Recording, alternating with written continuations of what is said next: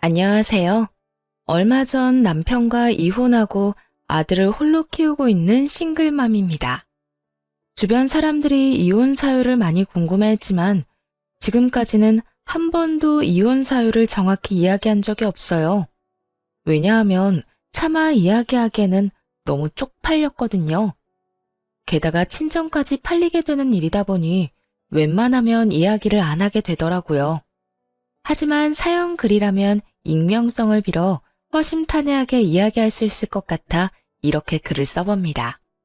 저는 평범한 중소기업의 직원으로 남편과는 사내 커플이었어요. 비밀 연애를 2년간 하고 결국은 결혼까지 하게 됐죠. 결혼할 때까지만 해도 이상한 점은 딱히 느끼지 못했어요. 남편도 시댁 식구들도 그저 평범한 사람들이었거든요. 아니, 그렇다고만 생각했죠. 그러나 결혼 후 2년째 되던 해 친정오빠의 첫째 아들, 그러니까 제 첫 조카의 돌잔치를 하게 된 이후부터 시댁 사람들이 어딘가 이상하다는 위화감을 느끼기 시작했어요. 오빠, 우리 귀여운 조카 돌잔치는 어디서 하기로 했어? 우리는 사람 많이 안 부르고 직계 가족들만 모셔서 호텔 레스토랑에서 식사 대접하기로 했어. 손님들 다 오셔봐야 우리까지 합쳐도 10명밖에 안 되니까 좀 비싸더라도 그곳에서 하기로 했지. 정말? 그 호텔 나도 아는데 엄청 비싸다고 소문 들었거든. 한 번도 안 가봤는데. 근데 돌잔치로 괜찮겠어? 너무 비싼 건 아니고? 식사 대접하고 간단한 돌잡이 정도 하는 건데 뭐. 이왕 대접할 거면 그래도 좀 괜찮은 곳으로 하는 게 좋지. 어르신들한테 얼굴 보여주는 게 목적이니까. 오빠는 편하게 얘기했지만 사실 그 호텔 코스 요리는 1인당 14만 원 정도 하는 가격이 사악한 곳이었어요. 오빠는 잘 나가는 병원의 의사 선생님이어서 돈을 많이 벌었고 혜언니도 금융 쪽에서 일하는 재원으로 돈을 꽤나 많이 버는 직장인이었거든요. 그러니 저 정도 금액도 감당할 수 있었던 거겠죠. 사실 저희 집에서는 제가 가장 평범했어요. 오빠는 의사, 부모님은 교사셨고 그에 비해 전 중소기업에 다니는 평범한 직장인이니 어릴 때부터 열등감을 느끼지 않을 수가 없었죠. 그렇지만 나이가 30쯤 되다 보면 가족에게 그런 열등감을 느끼는 게 얼마나 쓸데없는 일인지를 잘 알게 돼요. 오빠에게 저는 그저 귀여운 막내 동생일 뿐이고 저에게 오빠는 기대기 좋은 듬직한 오빠일 뿐이니까요. 그리고 친정 부모님 역시 제가 평범한 회사원이라고 해서 나쁘게 말한 적은 한 번도 없어요. 나쁜 일만 안 하며 살면 된다 라고 생각하시는 분들이었거든요. 다른 사람들은 저의 모든 것을 가족과 비교하며 낱낱이 평가했지만 정작 가족들은 단 한 번도 그런 식으로 비교한 적이 없었어요. 차별을 한 적도 없었죠. 그리고 오빠에게 해준 것만큼 저에게도 해주셨고요. 아니, 오히려 저에게 더 많은 걸 해주려고 노력하신 걸 알아요. 그걸 알기에 열등감이 찌든 사람이 되는 것만은 피할 수 있었다고 생각해요. 그래서인지 한 가지 중요하게 생각하는 건 바로 오빠나 부모님을 따라하려고 애쓰지 말자는 거예요. 오빠가 이렇게 돈을 많이 쓰는 걸 보면서 이전에는 마냥 부러워했다면 이제는 어느 정도 즐길 수 있게 됐죠. 언제 또 14만 원짜리 코스 요리를 즐겨보겠어요. 이럴 때 한 번씩 느껴보는 거죠. 돈 잘 버는 오빠와 가족을 뒀다는 건 제 인생이 편해지는 것은 아니더라도 제 인생에도 즐길 거리가 많아진다는 것을 의미하거든요.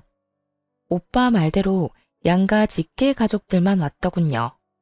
더 많은 사람을 초대할 수도 있었는데 일부러 직계 가족만 모였다고 했어요.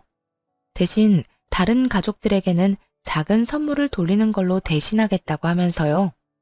성대하게 하는 것보다 이런 방법도 실속 있고 좋아 보이더라고요.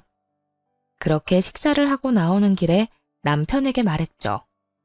우리는 돌잔치 할 때 검소하게 하자. 오빠네야 많이 버니까 그렇게 좋은 곳에서 할 수 있지만 우리가 그 정도 돈 쓰는 건 정말 낭비거든. 우리가 할 수 있는 선에서 아기자기하게 하면 될 거야. 한정식 집에서 5만 원짜리 코스 요리 정도면 괜찮지 않을까 싶네. 이 말에 남편은 좀 불만스러운 표정으로 이렇게 답하더군요. 그래도 어느 정도 급은 맞춰야 되지 않을까? 형님 오늘 하신 거 보니 우리가 너무 검소하게 하면 우습게 보일 것 같은데 당신 가족들도 그렇게 생각하실 거 아니야? 14만 원 코스 요리를 대접한 분들에게 5만 원짜리 코스 요리라니. 오빠가 유독 비싸게 한 것뿐이잖아. 그렇게 따지면 모든 사람들 돌잔치 비용이 상향 평준화되고 말걸? 솔직히 다른 사람들 돌잔치도 이만큼 비싼 건 아니잖아. 아무리 그래도 솔직히 14만 원 대접받아 놓고 5만 원은 너무하잖아. 못해도 10만 원 정도는 해야. 항상 내가 얘기하지만 우리 오빠가 그렇게 비싸게 했다고 해서 우리까지 그렇게 할 필요는 없어. 잘못하면 진짜 우리 가랑이 찢어진다. 우리는 우리 사정에 맞게 하면 돼. 일부러 우스갯소리를 하며 남편에게 말했어요. 30년을 가족과 함께 살았는데 저라고 그런 기분을 안 느껴봤겠나요? 누구보다 제가 제일 잘 알아요. 하지만 오빠는 그런 걸로 우리를 우습게 볼 사람은 아니었거든요. 부모님이 저희를 그렇게 키우지 않았으니까요. 그리고 언제든 도와달라고 하면 도와주실 분이라는 것도 알고 있거든요. 그런데 남편의 표정은 안 좋더군요. 그런 걸 받고 나서 검소한 돌잔치를 하는 건 비교가 된다고 생각했나 봐요. 아직 몇 개월의 시간이 남아 있었으니까 우리는 천천히 생각하기로 했어요. 그때가 돼서 결정하면 되겠다 싶었죠. 그런데 남편이 시모에게 친정 오빠네 돌잔치에 대해 이야기한 것 같더라고요. 시댁에 간 날 시모가 이런 이야기를 하더라고요. 예, 우리도 그 호텔에서 하자. 그 호텔이 그렇게 음식이 잘 나온다며? 그리고 고급지고. 솔직히 첫 손주인데 그 정도는 해줘도 되는 거 아니니? 어머님, 거기는 돈이 너무 많이 들어요. 저희가 하기에는 좀 버거운 곳인 것 같아요. 싫어, 얘. 나는 거기서 하고 싶다. 너희 오빠도 거기서 했다면서? 그런데 왜 우리는 못해? 못한다기보다 저희 사정에 맞추자는 거죠. 그리고 오빠가 한 곳이 아무리 좋다고 해도 굳이 우리가 따라할 필요도 없고요. 그리고 솔직히 인당 14만 원은 좀... 난색을 표하자 시모가 소리쳤어요. 솔직히 너희 친정보다 우리 시댁이 못한 게 뭐가 있니? 너희 친정에서 할 수 있으면 우리도 할 수 있는 거야. 나는 무조건 거기가 좋다. 사람들한테 설명하기도 얼마나 보기 좋니? 그런 건 허풍이라고 아무 쓸모도 없는 허세일 뿐이라고 말씀드리고 싶었지만 그런 말을 꺼내기가 쉽지 않더라고요. 대신 시모에게 최대한 설명을 하려고 노력했어요. 어머님, 그런 건 형편에 맞게 하는 거예요. 저희가 친정 오빠처럼 돈을 많이 버는 건 아니잖아요. 그렇다고 돈을 엄청 못 버는 건 아니지만 각자 사정에 맞춰서 하면 된다고 생각해요. 그렇지만 이런 말은 시모의 귀에서 튕겨져 나올 뿐이었어요. 무조건 그 호텔에서 하자는 시모를 보며 남편에게 눈치를 줬죠. 제 말은 듣지를 않으니 나서서 어떻게 좀 해보라고요. 시모를 달래든지 설득을 하라고 말이죠. 그런데 남편은 눈을 피하더군요. 시모 역시 계속 같은 주장만 해댔고요. 결국은 한숨을 쉬면서 시모에게 말했죠. 어머님이 그렇게 원하시면 한 가지 방법이 있긴 해요. 친정 시댁분들 다 같이 돌잔치를 하는 게 아니라 친정 따로 시댁 따로 돌잔치를 하는 거죠. 제 식구는 제가 해결하고 시댁 식구들은 남편이 해결하는 방향으로요. 이 말에 남편은 당황했지만 시모는 아주 좋은 생각이라며 손뼉까지 치고는 그 자리에서 무언가를 쭉쭉 쓰더군요. 이름이더라고요. 그리고는 남편에게 주며 이야기했죠. 예, 이거 너희 돌잔치에 모실 사람들 이름이다. 이 사람들은 다 초대해야 돼. 알아들었니? 한 사람도 빼놓지 말고 다 초대해. 슬쩍만 봐도 얼추 20명은 넘겠더라고요. 다시 정확하게 세어보니 30명이었죠. 시모가 원하는 호텔의 코스 요리는 인당 14만 원. 그리고 그날 하루 초대할 사람이 30명. 대충 계산해도 400만 원이 훌쩍 넘는 엄청난 금액이 나오더군요. 그제야 정신을 차린 남편이 허둥지둥 시모에게 말했어요. 엄마, 사람이 너무 많아요. 명단에 있는 사람 좀 줄여봐요. 여기서 더 이상 못 줄여. 이 사람들 다 중요한 사람들이야. 그리고 네 아들 보여주는 건데 소규모로 할 거면 뭐 하러 하니? 무조건 다 초청해야 되니까 그렇게 알고 있어. 강경한 시모의 모습에 남편이 슬쩍 저를 보더니 말하더라고요. 여보, 미안한데 돌잔치 할 때 돈 좀 보태주면 안 될까? 400만 원이나 마련하는 거 좀 무리인데. 나한테 그런 큰 돈이 어딨어. 미리 말하는데 나는 우리 부모님이랑 오빠들 모시고 1인당 5만 원짜리 한정식집 코스 갈 거야. 이게 내 선에서는 제일 괜찮은 선택인 거고. 그러면 너무 차이가 많이 나잖아. 그리고 당신이 돈을 아끼는 건데 아끼는 비용 나한테 준다고 생각하고. 내가 항상 말했지? 우리 상황에 맞게끔 하자고. 이거보다 더 크게 하는 건 내가 봤을 땐 낭비야. 낭비하는데 돈 쓰고 싶은 생각 없어. 차라리 그 돈 모아서 우리 애한테 더 좋은 거 입히고 더 좋은 거 먹이는 게 낫지. 저는 거절을 하고 시모는 무조건 거기서 해야 된다며 떼를 쓰고 중간에서 고통받던 남편은 제 말이 맞다고 생각했는지 시모를 향해 쏘아붙였어요. 엄마, 진짜 부를 사람 좀 줄여야 돼요. 나 이만큼 다 초대 못해요. 400만 원이 어디 애 이름도 아니고. 돈 없으니까 우리 적당히 합시다, 적당히. 에? 넌 어떻게 돼 내가 이렇게 우유부단해? 하겠다고 할 때는 언제고? 왜 우리는 거기서 못하는 건데? 돈이 없으면 아껴서라도 하면 되지. 시모는 남편 말에 화를 내며 곤란한 표정을 지었지만 남편의 선택을 번복할 수는 없었어요. 남편은 본인 생각에 필요 없는 사람들은 다 빼버리더니 딱 모실 사람만 간추렸어요. 그리고 결국 저처럼 1인당 5만 원짜리 한정식 코스를 가기로 하더라고요. 친정 반응은 괜찮았어요. 분위기도 괜찮았고 음식 맛도 괜찮았거든요. 5만 원짜리라고 나쁘게 생각하는 사람은 아무도 없었어요. 다들 무척 좋아해줬죠. 그런데 시댁 쪽 상황은 조금 달랐어요. 시모가 여전히 안 좋은 표정으로 분위기를 망치고 있으니 모든 사람들이 시모 눈치만 보더군요. 시모는 돌잔치가 끝났는데도 혼자서 씩씩대며 말도 하지 않았어요. 여전히 분한가 보더라고요. 그 1인당 14만 원짜리 호텔 코스 요리를 다른 사람들에게 선보이지 못한다는 것 자체가 자존심에 상처를 준 거라고 생각하더군요. 아마 시모도 알았을 거예요. 그런 당신의 생각 자체가 허세고 낭비라는 것을 알면서도 시모는 그 덧없는 것에 그렇게 매달리더라고요. 그렇게 돌잔치는 끝이 났어요. 친정 쪽에서는 아이의 미래를 위해 축복을 해주고 덕담을 해주었지만 시댁 식구들은 가라앉은 시모의 표정 때문에 제대로 된 축복도 대화도 나누지 못한 채 체할 것 같은 분위기에서 밥만 먹고 헤어졌어요. 왜 우리 오빠를 그렇게 따라하려고 했을까요? 남편도 그렇지만 시모도 말이에요. 그런데 시모와 남편의 친정 따라하기는 그 후에도 계속되었어요. 형님, 혹시 주식하십니까?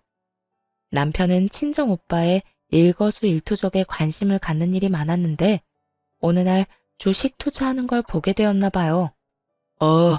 요즘 좀 공부하고 있어. 남는 돈으로 재테크나 해볼까 하고 말이지. 그렇군요.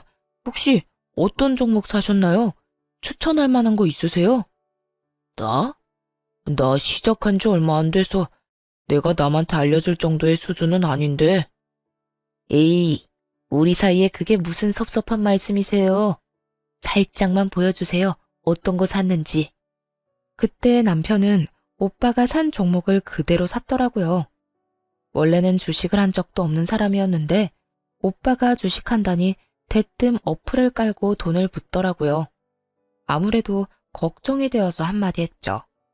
주식 같은 거 남 따라 하면 안 돼. 그러다 진짜 쪽박차. 괜찮아, 괜찮아. 다른 사람도 아니고 당신 오빠잖아. 알아서 잘 되겠지. 내가 샀다는 거 알고 있는데 연락이라도 줄 거고. 오빠도 공부를 해가며 주식에 투자를 하고 있는 상황이었어요. 남편은 투자라고는 한 번도 해본 적이 없는 사람이었는데 오빠가 한다는 이유만으로 따라 시작하더군요. 전 분명히 말렸어요. 하지 말라고, 아무나 하는 거 아니라고. 잘 모르면서 시작하면 안 된다고 말했죠. 아니나 다를까 귓등으로도 안 듣더라고요. 자기랑 우리 오빠가 뭐가 다르길래 왜 자기는 못하냐고 그런 말만 할 뿐이었죠. 그런데 시모는 더 심했어요. 저희 친정엄마를 따라하려고 열심히 노력하더라고요. 노후 대책의 일환으로 월세를 받을 수 있는 건물을 하나 구매하셨거든요. 그런데 시모가 어디서 그 이야기를 들었는지 자기도 노후 대책을 위해 건물을 하나 사야 되겠다며 허름한 건물을 하나 샀더라고요. 그걸 보고도 뭐라고 하진 않았어요. 뭐라고 하겠어요? 자기 돈 쓰는 거 자기 자유고 경고는 미리 다 했다고 생각했죠. 그렇게 몇 달이 지나서 이번엔 친정아버지의 생신날이 되었어요. 친정에서는 돈을 모아서 아버지 생일에 여행을 가기로 한 상황이었죠. 해외여행을 가려면 돈이 많이 필요한데 저와 오빠는 결혼 전부터 모으고 있던 통장이 하나 있었거든요. 매달 5만 원씩 꼬박꼬박 넣어서 지금은 500만 원이 된 통장이 하나 있었죠. 그리고 거기에 오빠가 1,000만 원 정도를 더 보태고 친정 부모님이 나머지 금액인 1,500만 원을 더 보태서 어른 6명과 아이 둘이 여행을 가게 된 거예요. 솔직히 저는 결혼 전부터 모은 그 통장을 제외하곤 따로 돈을 내진 않았어요. 저와 남편 몫을 부모님이 내주셨거든요. 그렇게 6박 8일 동안 유럽 여행을 다녀왔죠. 정말로 돈 한 푼 안 내고 해외 제대로 다녀온 거죠. 그런데 다녀온 뒤가 더 문제였어요. 예, 너희 외국 놀러 갔다 왔다며? 어떻게 돈을 그렇게 함부로 쓸 수가 있니? 돈이 넘쳐나니? 그리고 친정 어르신들만 모시고 갔다 왔다니 이게 대체 무슨 짓이니? 어머님, 그게 아니고 친정아버지 생신이라 오래전부터 모아둔 돈을 털어서 갔다 온 거예요. 그리고 저희는 돈 많이 안 냈어요. 두 사람 가는데 250만 원만 내고 갔다 왔으니까요. 돈을 많이 내든 적게 내든 너 생각하는 게 너무 웃기구나. 결혼 전부터 모아둔 돈도 결혼하면 부부 공동돈이야. 둘이서 같이 써야 하는 건데 왜 너희 집에만 쓰니? 왜 친정에만 돈을 써? 어머님, 친정에만 돈을 쓴 게 아니라 친정아버지 생신이라 오빠가 여행을 가자고 한 거예요. 그리고 저희는 쓴 돈도 거의 없다니까요. 입에 침이라도 바르고 거짓말을 해. 어떻게 해외여행 가는데 돈을 안 내고 다녀와? 너는 항상 보면 그렇게 친정만 챙기더라. 친정에서 비싼 거 좋은 거 하니까 항상 친정만 챙기고 싶어? 말이 안 통하더군요. 아무리 아니라고 해도 시모 귀에는 들리지가 않는 모양이었어요. 남편에게 눈치를 줬더니 남편이 시모를 말리기 시작하더군요. 그렇지만 그것도 얼마 가지 않았어요. 시모는 더 크게 짜증을 내며 화를 냈어요. 진짜 너무하는구나. 우리를 어쩜 이렇게 홀대할 수가 있어? 친정에서 비싼 거 해준다고 친정만 챙기는 건 너무한 처사 아니니? 그러면 우리도 이번에 해외여행 보내주렴. 만약 우리도 돈을 내고 다녀왔다면 시모에게도 그렇게 해줄 수 있다고 생각해요. 그런데 저희도 끼어서 간 거고 돈도 제대로 내지 않았잖아요. 6박 8일 유럽 여행에 250만 원만 내고 갔다고 하는 것도 안 믿을 거고요. 게다가 가서 쓴 경비도 모두 저희 오빠와 부모님 돈이었단 말이에요. 그랬으니 우리도 갈 수 있었던 거였고요. 지금 그 코스 그대로 4명이 가자고 한다면 그건 불가능하다고 생각했어요. 일단 돈이 안 되니까요. 그런데 시무를 달래던 남편놈이 갑자기 뜬금없는 말을 꺼내더군요. 여보, 우리도 어머니 데리고 갔다 오자. 어머니 저렇게 원하시는데 우리가 계속 무시할 수도 없잖아. 무시하는 게 아니라 우리가 능력이 지금 안 되잖아. 친정에서 갈 때도 우리 정말 몸만 갔어. 내가 결혼 전부터 모아놓은 돈 겨우 250만 원만 주고 둘이서 1000만 원치 놀고 왔다고. 그래도 이렇게 원하시는데 계속 거절하는 것도 아니지. 우리 부모님도 매번 보내달라는 거 아니잖아. 이건 당신 친정을 떠나서 그냥 내가 해드리고 싶은 거야. 그래? 그럼 당신이 해드리면 되겠네. 난 못 가니까 당신이나 두 분 모시고 갔다 오던지. 나라도 여행에 드는 돈 줄여야 되지 않겠어? 당신 돈으로 잘 다녀와. 야, 니년이 지금 정신이 있긴 해?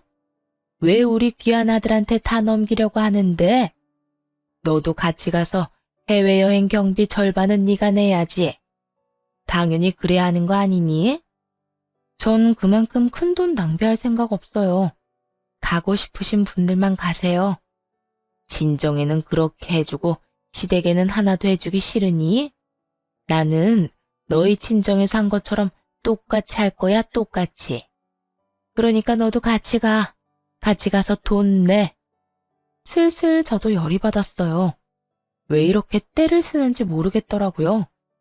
차라리 국내 여행을 갔다 오자고 했으면 같이 갔을 거예요. 부담도 덜 되니까요. 저희가 충분히 여유가 되는 것도 아닌데 왜 막무가내로 저러는지 도무지 모르겠더라고요. 그것도 친정 이야기까지 들먹여가면서요. 시모의 그런 모습을 못 본 채 하고 남편에게 말했어요.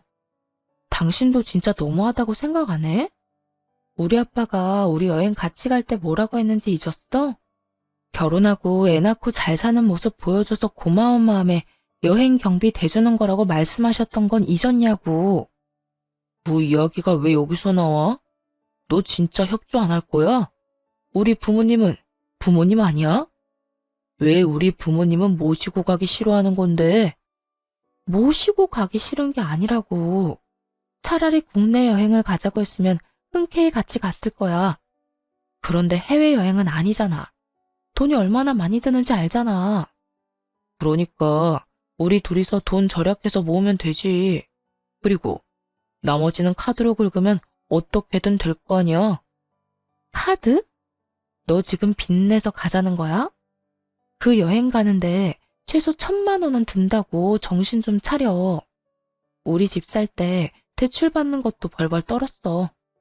왜 빚을 내면서까지 부모님 해외여행을 보내드려야 해? 능력 있을 때 돈 생기면 그때 보내드리면 되잖아. 너 지금 나 돈 없다고 무시하는 거야? 와, 너 그렇게 안 받는데 진짜 너무하다. 하기야, 친정에 그렇게 돈이 많으니까 무시할 만도 하겠네. 그래서 우리 엄마도 나도 이렇게 무시하는 거야? 남편 말을 듣고 있으니 정말 열불이 터지겠더라고요. 남편과 시댁을 무시했으면 결혼은 왜 했겠어요? 왜 이런 인간을 데리고 아버지 생일날 해외여행까지 갔다 왔겠냐고요. 그게 다 이 인간이랑 잘해보려고 그렇게 한 건데 이 사람은 그저 심호의 짜증에 동조해서는 그 이야기만 내내 하더군요. 그놈의 해외여행. 아니, 가고 싶으면 지들끼리 갔다 오면 되잖아요. 왜 나를 끼워가려고 하는 건지. 돈 더 내게 할 생각으로 그런 거라는 건 알지만 아무리 생각해도 이건 돈 낭비잖아요. 무시할 거였으면 내가 너 데리고 해외여행을 왜 가? 그렇다고 내가 돈 없다고 너한테 뭐라 한 적 있어? 그런 적 단 한 번도 없어. 나는 내 형편 이해해. 그런데 네가 왜 그걸 이해를 못해? 잘난 부모님 오빠들 틈에서 열등감 가지며 살았던 저도 현재 상황과 처지를 이해하며 살고 있었어요. 가족들과 비교하면 별거 아닌 인생처럼 보일지라도 때때로 그렇게까지 못 사는 건 아니라고 깨닫기도 해요. 잘난 가족들과 함께 있으면서 깨달은 게 하나 있는데 그건 바로 비교하지 말자는 거였거든요. 비교해봤자 끝이 없고 차라리 그럴 시간에 좀 더 잘 사는 법을 찾는 게 더 빠를 일이었죠. 이에 대해서는 결혼할 때도 남편에게 몇 번이고 이야기했었어요. 오빠는 오빠고 나는 나다. 그러니까 나는 나답게 살 거라고 말이죠. 남편에게도 오빠 하는 거 신경 쓰지 말라고도 했었고요. 일부러 보여주려고 그러는 것도 아니고 그저 나에게 잘해주고 싶어서 비싼 것도 대접해주고 선물해주고 하는 거 아니라고 말이에요. 그래서 나도 오빠에게 열등감 같은 건 안 갖는다고요. 그러니 너도 우리 오빠나 아빠 행동 오해하지 말라고. 그런데도 남편은 우리 가족을 향한 열등감을 드러냈어요. 그건 시모도 마찬가지였죠. 그러니까 되지도 않는 요구를 하면서 무리한 부탁을 하는 거였겠죠. 그래서 결국 해주기 싫다는 말이잖아. 나더러 분수나 지키면서 살라는 거고. 이게 그렇게 힘든 일이야? 시부모님 위해서 돈 좀 쓰라는 게? 화가 났는지 남편 놈이 버럭 소리를 지르더군요. 본래 그리 큰 소리를 내는 사람이 아니었는데 이렇게 화를 내는 것을 보고 마음이 짜게 식어갔네요. 해주기 싫다는 게 아니라 이유를 들었음에도 여전히 따지고 있었고요. 저도 더는 참지 않았어요. 남편 놈과 시모의 행동에 완전히 정이 뚝 떨어져 버렸거든요. 그래, 나 못해줘. 계속 이런 식으로 쓸데없는 거 요구할 거면 이혼해. 난 그렇게 못하니까 하고 싶으면 당신이 혼자 하라고. 그리고 돈 빌려서 부모님 해외여행 보내면 당신은 나랑 이혼인 거고. 결국 시모는 열이 받았는지 저한테 삿대질을 하며 화를 쏟아내더군요. 네가 뭔데 우리 아들한테 이혼하자고 하는 거야? 친정 잘났다고 너까지 잘난 줄 알아? 야, 너 우리 아들 아니었으면 결혼도 못했을 거라고. 중소기업 주제에 친정 믿고 이딴 식으로 상처 준다 이거지? 자기 아들도 저랑 똑같은 회사 다니는데 저런 식으로 말하는 게 괜찮나 싶었어요. 하긴 화가 나니까 아무 말이나 하는 거겠죠. 그 말이 아들을 더 비참하게 만드는지도 모르고 시모가 저러니 저도 시모에게 말해줬죠. 이혼에는 남편 놈 지분뿐만 아니라 시모 지분도 듬뿍 들어있다는 사실을요. 어머님도 똑같잖아요. 저희 친정이 그렇게 부러우세요? 뱁새가 황새 쫓아가다가 가랑이 찢어진다고. 지금 어머님이랑 이 사람 가랑이가 찢어지기 일보 직전이거든요. 여행 가고 싶으면 본인 돈으로 가세요. 며느리한테 손 벌리지 말고. 야, 너 진짜 여태껏 우리를 그런 식으로 생각했니? 우리가 왜 너희 집을 부러워해? 그런 집에서 시집 오니까 우리가 열등감 가진 사람처럼 보여? 그리고 누가 손을 벌려? 우리도 너 필요 없어.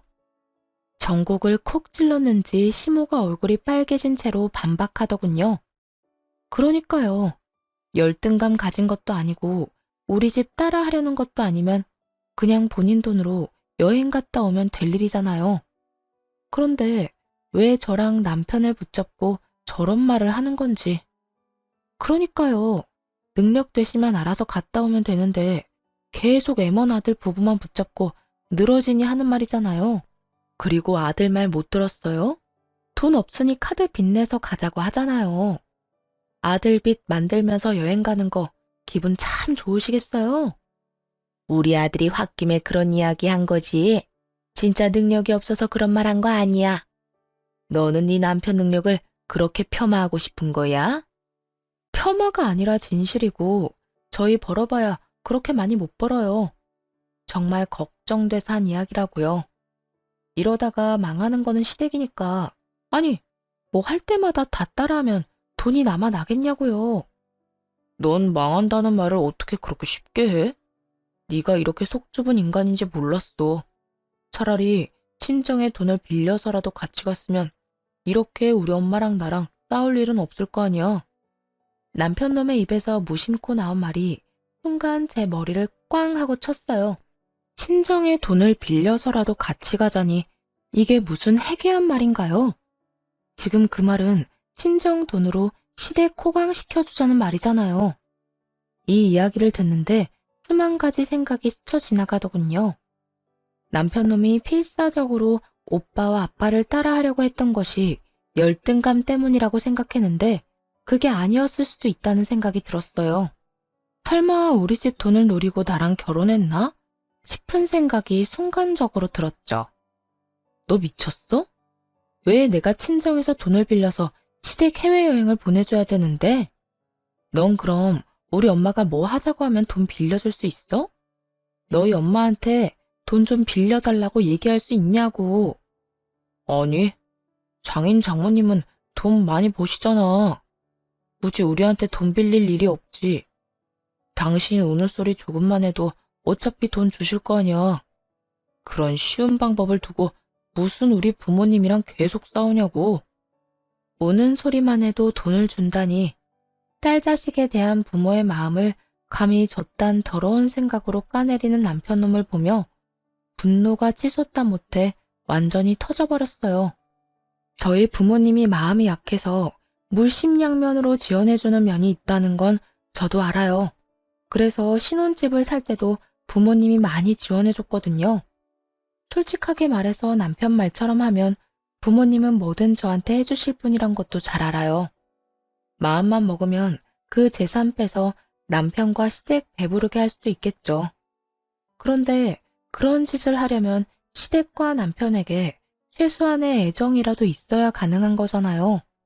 남편놈은 그 최소한의 애정마저 다 사라지게 만들어 놓고는 태연스럽게 저딴 말을 하더군요. 그게 쉬운 방법이라고? 우리 부모님 돈 빼기 쉬운 법? 너 설마 우리 부모님 재산 보고 나랑 결혼했니? 너 이런 식으로 생각하고 있었던 거 나는 여태 몰랐는데? 갑자기 결혼에 의심이 확 드는데? 아니, 말이 그렇다는 거지. 돈 많은 집에서 돈 빌려다 쓰는 게 뭐가 그렇게 어려운 일인데? 네가 말 한마디 하면 돈 척척 내주시는 분들이잖아. 그 덕 좀 보자는데 뭐가 그렇게 짜증인데? 야, 놀러 가고 싶으면 네가 돈 벌어서 가. 왜 우리 엄마한테 너희 가족 놀러 가는 비용을 대달래? 정신 나간 놈아. 공짜로 얻어먹은 게 얼마인지 기억도 안 나지? 인간이 염치가 없으면 분수라도 알아야 되는 법이야. 난 친정 돈으로 시댁 건사할 생각 없으니까 너희 집안일은 네가 알아서 해. 야, 누가 우리 집 건사하겠어? 그냥 여행만 잠깐 편하게 갔다 오자는 건데. 내 앞에서 여행의 여자도 꺼내지 마. 네가 우리 집 어떻게 생각하는지 잘 알았으니까. 애는 내가 데리고 가서 친정에서 키울 거니까 그렇게 알아. 너한테 친권, 양육권 갈 일 없으니까 괜한 기대하지 말고. 치열하고 힘든 과정이 될 거라고는 생각했어요. 시무와 남편이 양육비를 주는 것에 협조적이지 않아서 애를 데려가려고 생각하고 있더군요. 하지만 애가 2돌 정도인데다가 제 형편이 더 유리한 상황이라 결국 제가 데려왔죠. 신혼집도 결국 팔아야 했어요. 소송할 때 남편놈과 시무를 만날 일이 있었는데 이렇게 말했거든요. 그 집 팔아서 나온 돈으로 당신 부모님 모시고 해외여행 다녀오면 되겠네. 잘됐다. 남한테 구걸해서 다녀오느니 그 돈으로 다녀오는 게 훨씬 낫지. 뭐 양육비는 잊지 말고 꼬박꼬박 보내. 이 말에 남편놈은 완전 열이 받은 눈치였는데 시모가 그걸 뜯어 말리더군요. 처갓집 따라 하려다가 해외여행도 못 가고 자기 고집 때문에 아들 이혼까지 시키게 됐고 아들 신혼집까지 반토막 냈잖아요. 그런 와중에 또다시 해외여행 운운하며 가자고 할 수는 없는 노릇이었겠죠. 아들이 가시밭길을 걸어가는 걸 직접 보고 나서야 철이 든 시모를 보니 오숙이 짝이 없었어요. 오빠가 소개해준 변호사가 능력이 좋아서 그런지 모르겠지만 이혼 과정은 굉장히 빠르게 지나갔어요. 그리고 저에게 상당 부분 유리하게 나오기도 했고요. 그렇게 이혼을 하고 저는 친정으로 돌아왔죠. 친정오빠는 이러한 사연을 알고 한숨만 푹 쉬더군요. 그러면서 저한테 미안하다고, 우리가 이혼한 게 자기 때문인 것만 같다고 계속 자책하는 거예요. 오빠가 무슨 잘못이 있겠어요? 저하고 전 남편한테 더 좋은 거 해주고 싶어서 이것저것 챙겨주려다가 괜히 불똥 튄 것 뿐이죠. 이건 모두 자기 열등감 알아서 다스리지도 못하고 친정 부러워서 친정에서 하는 것만 그대로 따라하며 친정 덕이나 보려고 했던 전 시댁과 전 남편의 탓이잖아요. 그걸 오빠 탓으로 돌리고 싶은 마음은 조금도 없었어요. 오빠가 일부러 전 남편 놈 목까지 내줘가며 간 해외여행이 조금 짜증나고 후회될 뿐이었죠. 그때 찍은 사진들은 전부 잘 나왔는데 거기에 전 남편이 꼽살이 끼듯 껴있었으니 그 사진첩만 봐도 열불이 다 날 지경이었거든요.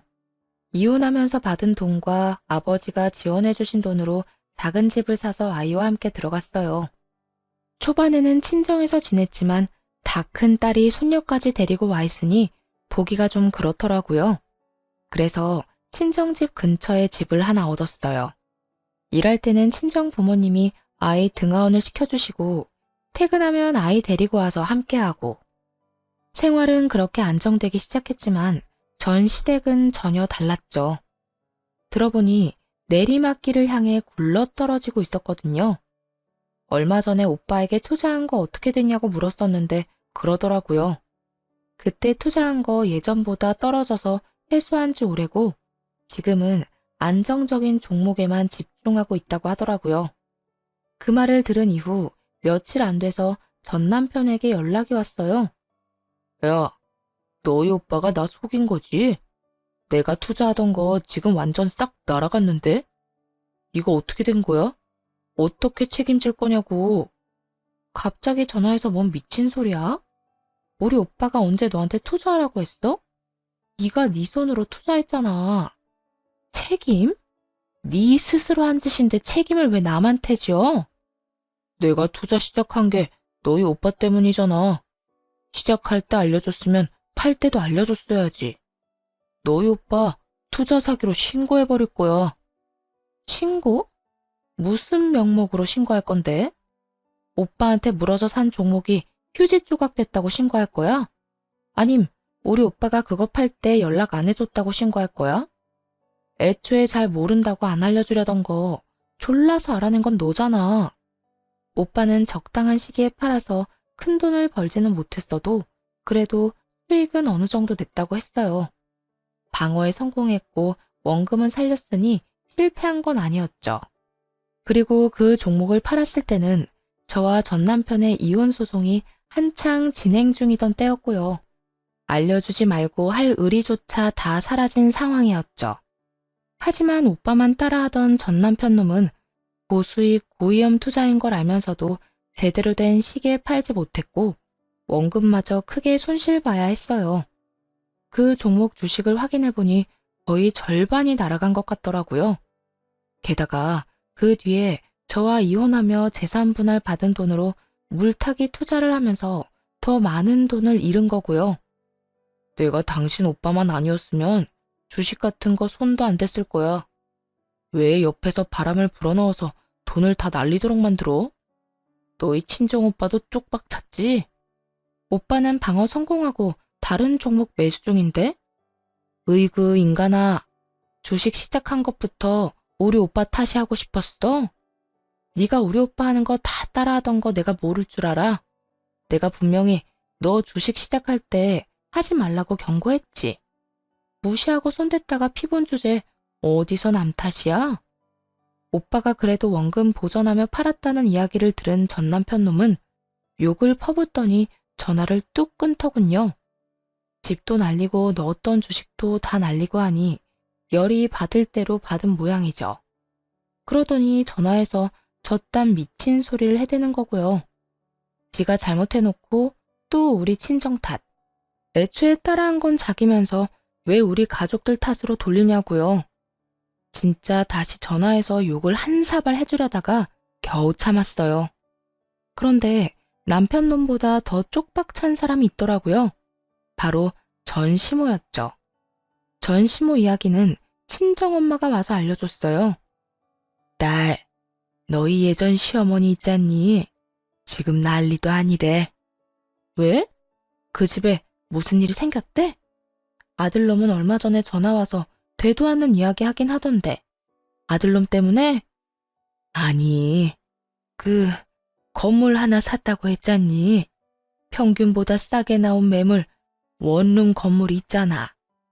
아, 알지. 그때 영혼까지 탈탈 끌어모아서 산 건물. 엄마가 산 건물 사고 나서 얼마 뒤에 따라서 산 거 말하는 거지? 그래, 그거. 너무 싸서 나는 좀 이상하다 싶어서 제껴놨었는데 너희 전 시어머니가 그걸 사갔었거든. 근데 그거 지금 완전 난리 났어. 왜? 건물이 무너지기라도 했어? 무너지긴. 그거 지금 완전 헐값에 내놨더라고. 살 때 3분의 1도 안 되는 가격으로. 뭐? 그 욕심 많은 사람이 그럴 리 없는데? 그래서 내 친구 중에 한 명이 가서 살펴봤는데 보고 와서는 고개를 절레절레 내줬더라. 고쳐야 할 곳이 너무 많은데다가 너무 오래돼서 보수할 곳 천지더래. 그동안 보수도 안 하고 월세를 받았단 말이야? 완전 똥배짱이네. 그러니까 월세를 많이 높이기에는 방 상태가 영 안 좋아서 새 세입자가 안 들어올 거고 그러자고 보수를 하자니 돈이 한두 푼 드는 게 아니고 둘러보는데 사람 살고 있는 곳이 세 곳뿐이었다고 하더라고. 완전히 망했네? 아니, 왜 그랬을까? 상식적으로 생각해봐도 깨끗해야 사람들이 잘 들어올 거 아니야. 그게 하나같이 문제 있는 사람들만 남아있대. 왜 욕하고 소리 지르고 하는 사람들 있잖아. 결국 고칠 곳은 많지. 그런 세입자들 때문에 다른 세입자들은 계속 빠져나가지. 아예 감당이 안 되는 것 같더라고. 당시 전 시모가 그 건물을 살 때 기뻐했던 모습을 떠올렸어요. 그때 시모는 대출을 엄청 끌어서 그 건물을 샀거든요. 그러면서 매달 나오는 월세로 대출도 갚고 용돈도 벌겠다며 완전히 희망에 차서 말을 했었죠. 그러면서 건물 살 때는 최소한의 확인도 안 해보고 그냥 싸다는 이유만으로 덜컥 계약을 한 거였던 거예요. 당시에 제대로 확인하고 건물을 샀으면 이런 일이 벌어질 리 없었을 거예요. 제대로 관리가 잘 된 건물이어야 월세를 많이 받을 수 있으니까요. 결국은 지금도 팔려고 내놓긴 했는데 상황을 보니 사려는 사람이 없다고 하더라고요. 도리어 가격을 완전히 후려쳐서 허물고 그 자리에 새로 지으려는 사람만 오니 말 다 한 거죠. 그런데 더 웃긴 일이 하나 더 있었네요. 근데 네 전 남편도 상황은 별로 안 좋아 보이던데? 얼마 전에 쫓겨났다는 이야기 들었어. 시댁에서 쫓겨났다고? 시모가 아들을 쫓아낼 사람은 아닌데? 의아했던 저는 이내 그 이유를 알 수 있었어요. 전 남편이 얼마 뒤 제게 찾아왔거든요. 새빨간 꽃다발을 들고. 처음에는 이게 무슨 몰래카메라인 줄 알았어요. 장미 꽃다발? 결혼하고 나서 단 한 번도 준 적 없던 꽃다발을 왜 지금 가져왔는지 의문이었죠. 뭐, 그 이유는 금방 알 수 있었지만요. 여보, 나 아직 당신을 마음속에서 완전히 정리 못했어. 나는 당신 남편이잖아. 제발 나 좀 용서해줘, 응? 우리 좋았던 날들도 많았잖아. 전 남편 놈은 정말 닭똥 같은 눈물을 뚝뚝 흘리며 감히 용서를 해달라며 이야기하더군요. 그 모습에 마음이 흔들리기는커녕 짜증이 확 치밀어 올랐어요. 이미 다 끝난 마당에 왜 이런 미친 짓을 할까? 그저 궁금할 뿐이었죠. 꽃다발을 본체만 채도 안 하고 말했어요. 너 뻔뻔함이 늘었네? 꽃다발? 그래, 이야기나 들어보자. 이딴 거 들고 찾아온 이유. 너희 엄마 집에서 잘 지내는 거 아니었어? 갑자기 발작 버튼을 누른 사람처럼 남편 놈이 발광을 하더군요. 엄마 이야기는 하지도 마. 우리 엄마 진짜 미쳤나 봐. 나한테 집 나가라고 짐까지 싸서 내보내잖아. 아무리 내가 잘못했다고 해도 그렇지. 어떻게 아들을 이렇게 내다 버릴 수 있냐고. 네가 뭘 잘못했는데? 그냥 주식으로 돈 좀 날렸지. 그렇게 돈 다 날리고 본가에 얹혀 살면서 엄마한테 증여라도 먼저 해달라고 했거든. 어차피 죽어서 상속받을 건데 그 전에 주면 더 좋지 않겠냐고. 아직 팔팔하게 살아있는 부모에게 증여를 하라고 강요했다는 전 남편 놈을 보며 감탄밖에 안 나왔어요. 나쁜 의미로요. 전 남편은 제 눈에 한심함이 차는 것도 못 보고 자기 할 말만 주절거리더군요. 근데 엄마가 완전 미친 사람처럼 화를 내는 거야. 아니, 그 말도 안 되는 원룸 건물 내가 사라고 했나? 그게 매달 적자가 나는 게 어떻게 내 탓이야? 엄마 탓이지. 보는 눈도 없으면서 그런 건물 사서 처치도 못하고 있으니 죽을 맛인 건 알지만 그걸 내 탓으로 하는 건 아니지. 전 남편이 시모에게 미친 짓을 하니 시모가 내쫓았던 거더라고요. 귀한 아들, 우리 아들 하며 난리치더니 결국은 자기 힘드니 쳐내버리는 거 보고 참으로 얄팍한 가족이구나 싶었어요. 저는 전 남편에게 똑똑히 말했어요. 당신 이야기 들으니 확신이 선다. 절대로 거기 돌아가면 안 된다는 거 말이야. 너랑 너희 어머니 둘 다 문제였던 거 이제 확실히 알겠네. 쓸데없는 짓 하지 말고 돌아가서 얌전히 살아. 사고 치지 말고. 그렇게 말하며 저는 전 남편 놈이 가지고 있던 가방과 구두, 시계를 보며 말했죠. 월 400도 안 되는 월급쟁이가 가지고 있기에는 너무 비싼 물건들이었죠. 내가 봤을 때 넌 정신 차리려면 한참 멀었어. 돈 없는데도 그렇게 비싼 것들 차고 다니는 거 보면 이미 허영심이 머리를 꽉 채운 모양인데. 나는 남의 뒷공문이나 쫓다가 가랑이 찢어지기는 싫거든? 내가 뭘 그렇게 잘못했는데? 나도 떵떵거리면서 살고 싶었어. 비싼 거 먹고 해외여행 다니면서 돈 쓰고. 그렇게 살고 싶어서 따라한 게 잘못이라고? 네가 진짜 그렇게 살고 싶었으면 차라리 투잡을 뛰거나 승진의 힘을 쏟았어야지. 그것도 아니면 더 돈이 될 만한 직장을 찾아 이직을 했어야지. 넌 노력 하나도 안 하고 잘 사는 사람 흉내만 내고 싶었던 거잖아. 그게 뭐 어때서? 돈 벌어서 메꾸면 되는 거잖아. 내가 직업이 없는 것도 아니고. 넌 그걸로 끝이겠지. 근데 네가 만든 빚은 누가 책임져? 다른 사람들 보여주려고 과시용으로 한 행동들이 다 네 발목을 붙잡는 늪이라는 생각은 안 했나 봐. 봐! 지금도 그 늪이 네 발목 붙잡고 지옥에 끌고 가고 있는데? 그 말에 전 남편 놈이 아무 말도 못하고 바닥만 쳐다보더군요. 여기까지 와서도 못 고치는 사람들은 못 고치는 거더라고요. 이혼 부부가 왜 이렇게 많게요? 이렇게 고집만 세서는 스스로 바꿀 생각이라곤 추호도 없는 인간들이 엄청 많거든요. 게다가 고쳐야 할 사람이 하나도 아니고 둘이라면 차라리 포기하고 헤어지는 게 맞죠. 뭐하러 고쳐줘요? 내 인생 살기도 바쁜데. 어쨌든 전 남편 놈은 이 말에 충격을 받은 건지 어쩐 건지 한숨을 쉬며 떠나갔어요. 본가에서 쫓겨났다고 들었는데 아마 전 시모와 따로 살고 있겠죠. 그 뒤에 들은 소문으로는 시모가 쫓아낸 아들놈을 찾고 있다는 소식이었어요. 증여나 해달라며 난리 떨던 아들놈을 쫓아내긴 했지만 집에 돈 벌어다 줄 사람이 없잖아요. 수입이 없으니 그제야 아들놈을 찾으러 다니는 것 같더라고요. 건물은 여전히 팔지도 못하고 말이죠. 그래도 조만간 헐값이라도 팔 생각인 것처럼 보이긴 하더라고요. 금액이 점점 낮아지는 걸 보니 저는 한 차례의 결혼과 이혼을 통해서 뱁새가 황새 따라가다가 가랑이가 찢어지는 걸 두 눈으로 확인했어요. 옛말에 틀린 말 없다는 걸 또 알게 됐네요. 행복은 우리 안에 있는 거지 남에게서는 절대로 찾을 수 없다고 생각해요. 앞으로도 욕심 부리지 말고 제 형편에 맞는 행복을 찾으려고요. 쓰다 보니 글이 길어졌네요. 긴 글 읽어주셔서 감사합니다. 즐거운